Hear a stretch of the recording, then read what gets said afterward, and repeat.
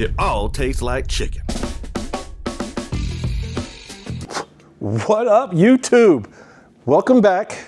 For all the new people that are here, go ahead and click like and subscribe. All the clickety clacks. I'm Mike Cotton. Welcome to the channel. This is going to be different. So let's get down to the bare bones of what's happening to the 60. In the last episode, we took the engine out of the 1960 Biscayne that we called the Biscayne, and it's hurt.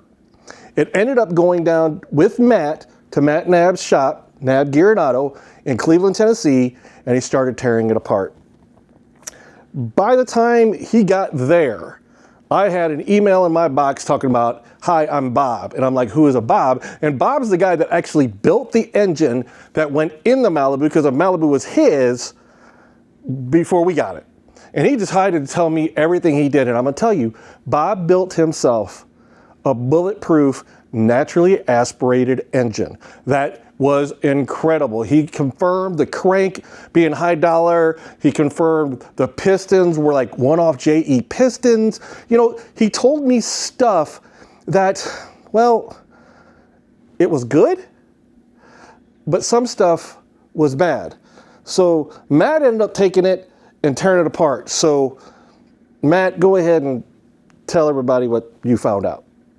All right, got your block down here. And we got your crank over here. And we got what's left of some bearings right here. And let's just examine a couple. I guess just choose whatever one you want, because it's not looking any good. That one's not looking no good. That one's not looking pretty. Ooh, that's a good one. Look, this one has the optional missing lock. Will it zoom? Yeah, that one's gone. So we have some carnage on this nice Callie's crankshaft. Good parts. Not so good results after abuse. It's quite the ditch. Number 3 main is pretty rough as well. So this crank's already been turned 10 on the rods and the mains. It's not a terrible thing, but we hope that it can clean up. We will find out. Now to the block. I want to talk to you about main cap fitment today. So important for these things to fit tight. Number 1, kind of sloppy. Number 5, kind of sloppy. Number 4, tight. Number 3, little give. What about number 2? Not good. We want tight fitment on these things. Right here, where the main cap fits to the block, you want a very tight fit. It's called the register, and this one seems to have lost it due to abuse. I have no idea who would have done that to this motor, but we got to fix it. Yeah. So what's that tell us, right? Matt shows us all the stuff that's happened to it. Here's the deal. The mains he actually torqued, and they were going clickety-clackety-clue.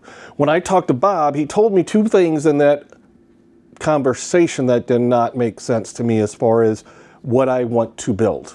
First, it's a 10-to-1 engine, which means it has too much compression on my liking for a boosted application. Remember, we have a Pro Charger on this, so it needs to be about 8.5 to 9. Second of all, he said everything was already turned 10. That's not good, because the way that thing's clickety-clacking in there, it's probably going to be turned another 20, and I don't like to take anything to 30 thousandths at all.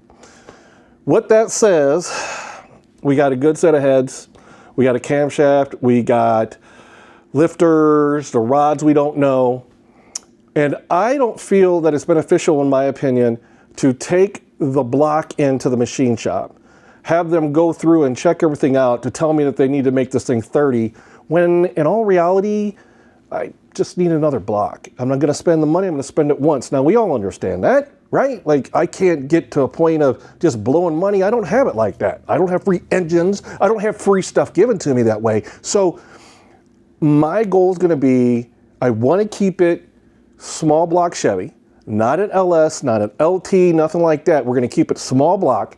But if we can find a 400 block, then that changes things, because I'm going to talk to you guys. We're going to go to community tab. I think I'm going to either build like a 406, or we're going to build something, and we'll come up together and figure out what size engine we're going to put in the Biscayne. Yeah. So that moves that project back. And one thing I want to start doing in these episodes is I want to build a car and have an end goal to it. I don't want to just build it and let it sit. So like, I think now the goal for the 60 will be to try to take it to Triple Crown, which that show I heard is amazing. That mindset right there is making me start to say, if I start to do builds, let's try to find a show to go to. Now I have to focus on a different build. To do that, I got an arsenal. I got an arsenal of cars like crazy, but when there's one vehicle that I've been wanting to build for a long time, but it's got to fit in a certain area, in a certain car show. So I want to go to a show. I want to get this thing running. I want to get it driving. So I have to focus on these things.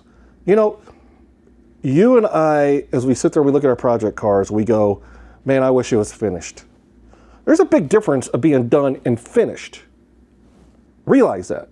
I learned this on the TV show. Like, Dave and I would build these cars in 2 to 5 days. Seriously. And that was because we were getting them done. So if I would change my mindset, finished is you're hanging fuzzy dice from your windshield, right? Like, that's the finished aspect. You're finishing all the stuff up and you're done. But if you're done, that's you're getting your stuff focused on what you got to do. And we have plenty of projects and plenty of cars that you got sitting outside in your driveway or in your garage that literally can be done and you can enjoy it. Freiberger used to say what? Ain't got to be pretty, get them running. I'm kind of like, but with this project here, I want to get it done. I want to focus on that, which means I need to focus on getting it running, getting it stopping, getting the metal work done, just whatever it takes to get it running and driving by the end of the month. If I could do that, then I could go ahead and go to this show that I've been wanting to go to for eons. It's called the Forbidden Fantasy Show, and it's at Laughlin, Nevada, at the Avi, whatever. It brings out some of the best mini trucks.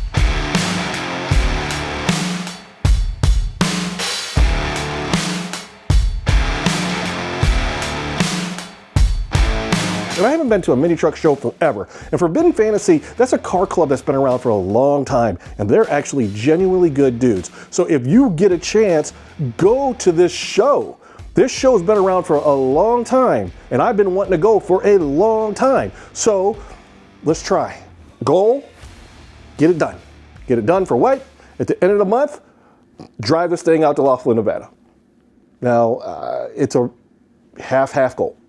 I got to make sure that it's not going to break on me. I got to do that. I don't know. It's going to be a lot of work. But the project itself is there, almost there. Kind of there? It's there. Here's the thing. Go look at your car outside and you see the big stuff that you got done. The big stuff that you got done makes you feel great. That's 90% of your build is the big stuff. Wheels, tires, all that, that's the big stuff. It's the last 10% that kicks your butt in every build. It's the last 10% that makes you hate that build. Wiring, brake plumbing, all the little small stuff that kills you. I was lucky that when I started on this build, it's been so long that I've gotten all the big stuff done that now I need to focus on the smaller stuff, which is getting it running and stopping. I keep saying that, but it's the truth. It's going to be a long freaking month, but if I can pull this off right, I will be at that show in Laughlin, Nevada. Let me show you the car. Come on. What you're seeing is my 1967 Ford Econoline that I've had for a long time. As far as work being done to it. I need to finish the small stuff.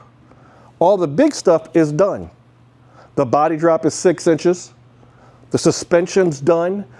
Front suspension is Corvette clipped. Yes, I took a C4 front end, took the frame, grafted it underneath this thing, which gives me independent front suspension, rack and pinion on it, everything. So it doesn't think anything different than a Corvette. The rear in this thing is a Ford 9-inch. It has parallel 4-link, disc brakes. It's got an LS inside of here with a 400 turbo, Hydroshock suspension. I'm gonna go into that stuff more and more and more when I'm working on it. Right now, I need to just focus on doing what? Getting it done. Getting it done. I don't know. I'm gonna go ahead. I need to get this thing up in the air. I need to make a list, because I do that now too. I make a list, I check it twice.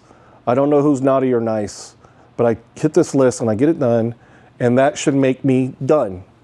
I have a finish list. If I can get whatever I get done, and I got a little more time, I'll try to get more of the finish list done. But so I'm gonna focus on getting this thing done. So I'm gonna get it up in the air, and after I get it up in the air, we'll figure this out.